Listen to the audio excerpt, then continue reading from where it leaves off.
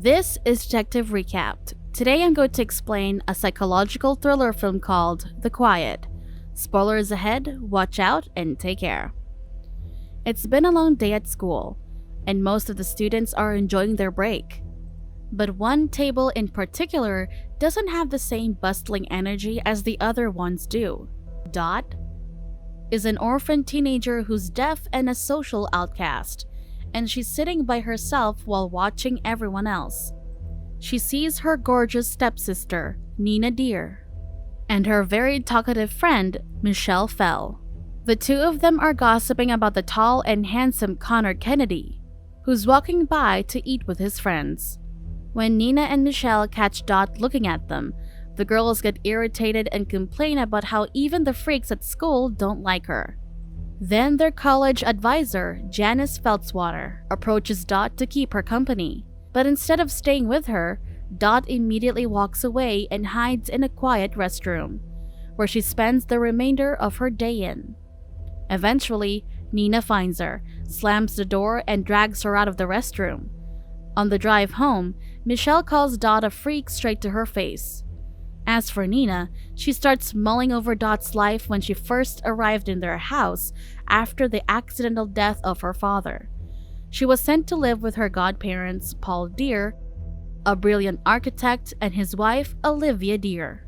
Until now, Nina's hung up on how weird Dot is, that she still can't accept that her parents took her in spite of it. After a while, Janice meets Paul and expresses her concerns about Dot. In turn, Paul informs her of Dot's illness and the reason of her unhappiness. Janice learns that Dot had recently lost her father and that her mother died of cancer when she was just 7 years old. And the woman's startled that she's already been through so much at such a young age. But on the flip side, she's glad to learn that Paul is a good man, and she's grateful that he accepted Dot into their family. Paul then gets some antibiotics from the pharmacy and bids Janice goodnight. After arriving home, Paul greets his girls and asks them about their day before heading to the living room to check on his wife. Olivia has already fallen asleep there from the sheer exhaustion of working all day.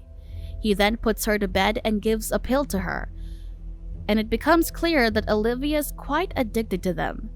Paul then joins the girls for supper and advises that they all study sign language so they can communicate better with Dot, especially since she's staying there for a long time. Nina, however, isn't interested in any of that, so she starts to leave for Michelle's house to stay the night. But before leaving, she sarcastically tells Paul that she wants him and Dot to spend some more time bonding with each other. The following day at school, Dot and Connor become lab partners in biology, much to Michelle's annoyance. Envious, she keeps bad-mouthing Dot since she's down bad and just wants Connor to rumpy-bumpy her. She asks Nina if she's dating anybody and adds that she should get her cherry popped before the year ends or risk becoming a high school spinster.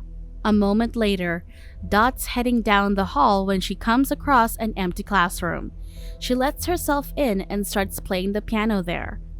Connor soon walks down the corridor and notices Dot in the classroom, so he stops to admire her. After a while, Dot heads over to the bathroom and she notices Nina inside. With a sarcastic air to her, Nina tells her that she shouldn't be scared and that she needs some color. She then goes on about how it's a shame she stopped seeing Dot after her mother died, since Nina's always wanted a sister. All the while, she smears lipstick on Dot's lips, making her look like a clown. She even adds that if only Dot had some female touch in her life, she wouldn't look like a janitor. But underneath the layers of turbulence in the girls' relationship is friendship. The two were childhood friends until Dot lost her hearing. One night, Dot is struck with grief over her late father's memory. She takes her father's ashes and tastes them while mulling over how he died. He was hit by a truck while waiting for her outside a restaurant. Her father looked both ways, but he couldn't hear the truck honking at him. He was deaf. Dot is pained by the thought that no one ran to save him, to run out and grab him. But most of all, she's pained by the thought that if she had been there with him, things would have been different. To soothe herself, she goes to wash her face. But on her way back, Dot witnesses a terrible sight.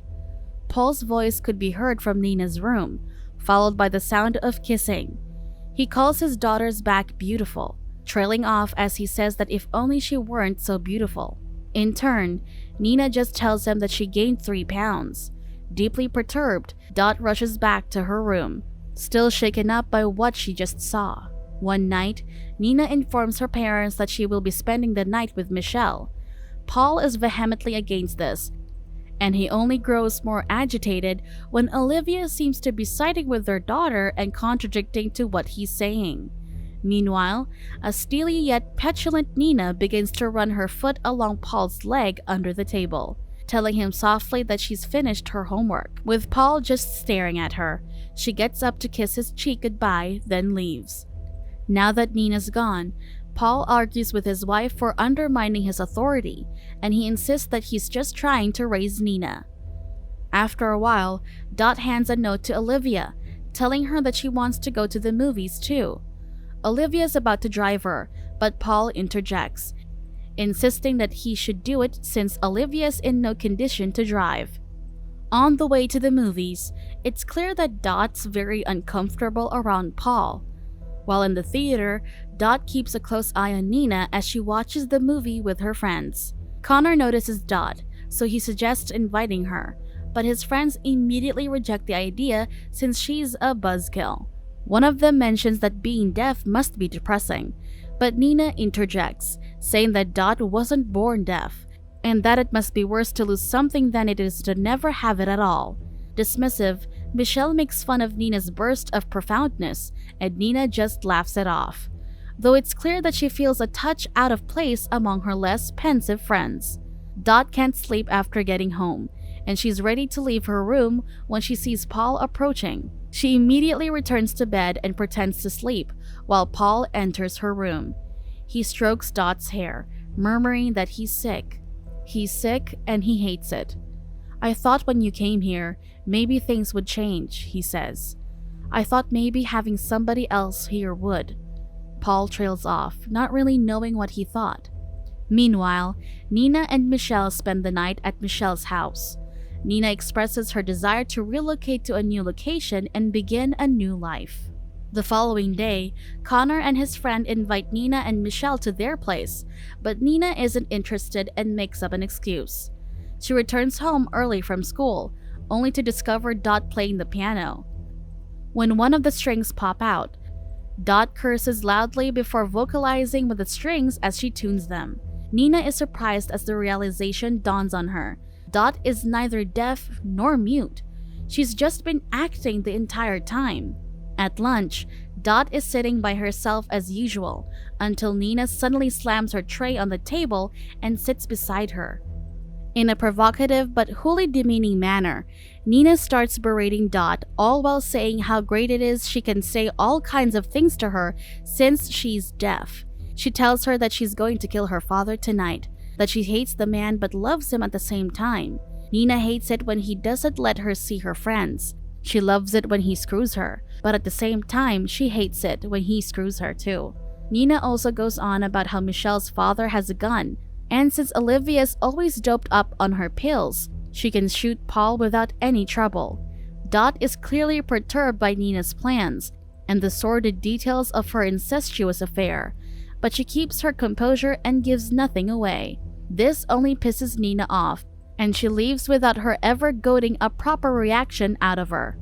Later that day, while Dot is playing the piano at school, Connor overhears her and glances through the door.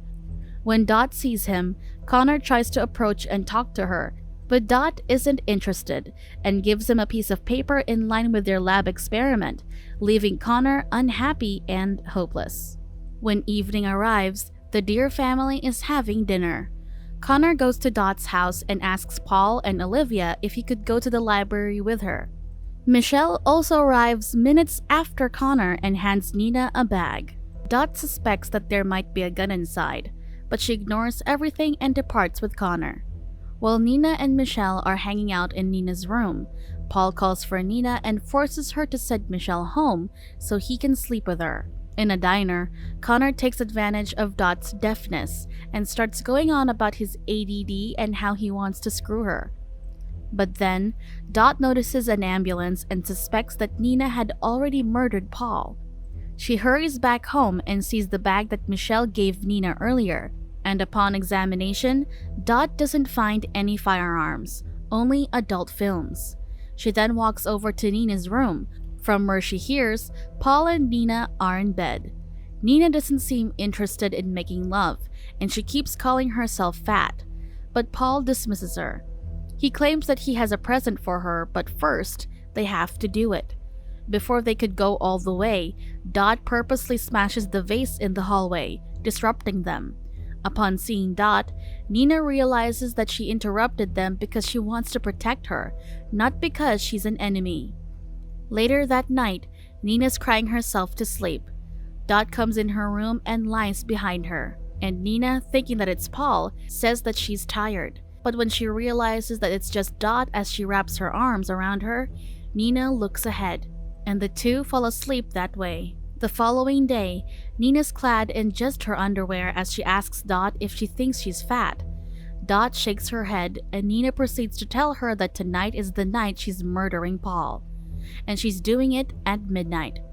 Then Nina slyly adds that it's a good thing Dot can't hear, otherwise she'll be an accomplice. That evening, Dot calls the Department of Child Welfare, but she couldn't bring herself to speak. Defeated, she simply hangs up. After a while, Dot attends Connor's basketball game with Nina as one of the cheerleaders there. Dot watches Nina and she catches the distant look on her face. After the game, Dot takes Connor to the swimming pool so they can be alone together. Connor goes on about how nice it would be to go on a road trip with Dot, about how he's a self-stimulation addict with ADD who also forgot how to play basketball right. He's comfortable just letting all this out since he believes that Dot can't hear him. Back at the Deer's house, Paul and Olivia discuss Nina and what's best for her future. Suddenly, Olivia tries to seduce Paul, but he rejects all of her advances since his attraction to his own daughter is stronger than his attraction to his wife. Back at the pool area, Dot finally gives in to Connor and undresses. They then share a feverish kiss. Meanwhile, Nina returns home to find Paul waiting for her. He gives her a new purse, which makes her happy, so she lowers her skirt and whispers in a sultry tone that she'll be in her room. After sharing an intimate moment with Connor, Dot realizes that it's nearly midnight. Alarmed, she dashes back home. Paul follows Nina into her bedroom as she irons her cheerleading uniform. But before he could get intimate with her, Nina stops him and urges Paul to close his eyes, saying that she has a surprise for him. She's all but resolved to burn Paul's face with the hot iron, but Dot comes home, slamming the door to make her arrival known. Nina gets cold feet, and she puts the iron away. Instead, she lies about being pregnant and needing $1,000 for an abortion. Struck with dread, Paul agrees to give it to her tomorrow. Later, Nina slips into Dot's bed with her and stays there. The next day at school, Connor approaches Dot, and with the lunch lady as the signer and interpreter, he asks if they can go to the spring dance together. Unfortunately, Dot declines his invitation, citing that she's not right for him since she belongs by herself. Still, Connor is hell-bent on taking her to the dance. Later that night, Nina tries to help Dot get ready for the dance, but Dot's not even interested in going. While doing her makeup, Nina takes on a distant tone as she tells Dot that she's about to be an only child. She's going to kill Paul that night and leave with the abortion money. Nina sounds lost, going on about how she'll probably just be a stripper. And from the way she's talking, it's almost clear that this isn't the life she wants for herself, but she can't seem to find any other choice. When she finishes talking, she puts some lipstick on Dot, saying that Connor would go crazy if she kissed him. This time, she puts the lipstick on properly. Before the girls could leave for the dance, Paul notices the tampon in Nina's bag. He confronts her about it and accuses her of lying about the pregnancy. While Paul's aggressively berating his crying daughter, Dot's playing the piano downstairs, and she hears everything. Olivia's in the living room herself, her blank eyes wide as she seems to be hearing everything too. But she doesn't do anything. Soon enough, Paul's berating escalates into violence as he slaps Nina around and attempts to force himself on her.